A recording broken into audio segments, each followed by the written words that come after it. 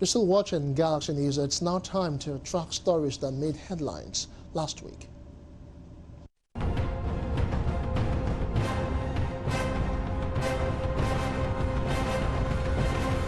Welcome to reports which made headlines last week. A kidnapper's den was on Monday uncovered at the Shogunle area of Oshodi, Lagos State. According to eyewitnesses, the discovery was made in the early hours of Monday when a street sweeper with the Lagos State Waste Management Agency screamed for help after she was dragged into the hole of the walkway drainage by the suspect. Her cry for help alerted passers-by who made frantic efforts to rescue her. In the course of rescuing her, it was discovered that some people under the walkway pit were actually pulling her. The eyewitnesses said 4 suspects were fished out from the walkway pit and handed over to the police. Upon further search of the area, 2 more suspects were fished out. The angry mob stripped the 2 men naked and almost lynched them, but for the early intervention of officers of the Sam Etnam Air Force Base.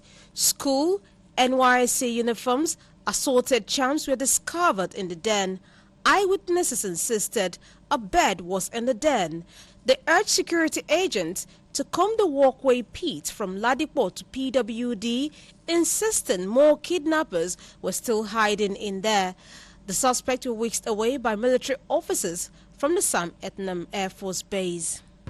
The federal government on Tuesday disclosed that it has given approval for the distribution of medical equipment and consumables that have been piled up by the Presidential Task Force PTF on the COVID-19, including the supply by the Chinese billionaire Jack Ma to the state. This, the government said, was part of the national response to stem the spread of the novel coronavirus in the country. Secretary to the Government of the Federation and Chairman of the PTF COVID-19, Boss Mustafa, disclosed this during the daily press briefing in Abuja. The SGF said that working closely with the state, the PTF had discovered that, just like the federal government's efforts, the state, under the strict supervision of the governors, whom had mostly been leading their various response efforts from the fore, had prepared required emergency arrangements to meet outbreaks of the disease in their domains, as well as other form of preparations. Mustafa noted that this new effort will be part of the collaboration between the federal and state government to combat the pandemic. He also revealed that the federal government will now focus more attention on Kano, Osun, Oyo, and Edo State, which had recently received high impact. Also speaking about the rising number of confirmed cases in Kano, Osun, Oyo, and Edo State, the national coordinator of the PTF, Dr. Sani Aliyu, said the task force was working closely with the governors of the affected state, adding that the federal government was already monitoring developments in the state. Aliyu also warned that as testing continues to improve in number, there would also be an increase in the number of confirmed cases. On Wednesday, the federal government donated 42 trucks of food items to the Federal Capital Territory Administration, FCTA, for onward distribution to the poor and vulnerable people within the city and satellite towns. Minister of Humanitarian Affairs, Social Development and Disaster Management, Sadiya Farouk, presented the donation to the FCT Minister, Malam Muhammad Bello, on Wednesday in Abuja. She explained that the aim of the donation was to cushion the economic hardship faced by residents of the FCT following the lockdown order by the government to contain the spread of COVID-19 pandemic. The items included 10 trucks of rice, 30 trucks of grains, and 2 trucks of vegetable oil, amongst others. 5 trucks of rice and 2 trucks of oil had earlier been handed over to the FCTA.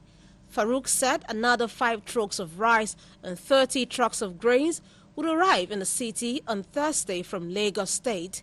Responding, Bello commended the federal government for the gesture to the FCTA through the provision of the food items. On her part, the FCT Minister of State, Dr. Ramatu Aliyu, also thanked President Muhammadu Buhari for finding the FCT worthy to benefit from the federal government's intervention, being the second state with the highest number of people affected by COVID-19. Aliyu, who is also the chairman of the FCT Palliatives Committee, said the FCTA would adopt the same method in distributing the FCT palliatives to the residents of the FCT. The Economic Community of West African States, ECOWAS, on Thursday appointed Nigeria's President Muhammadu Buhari as COVID-19 response champion.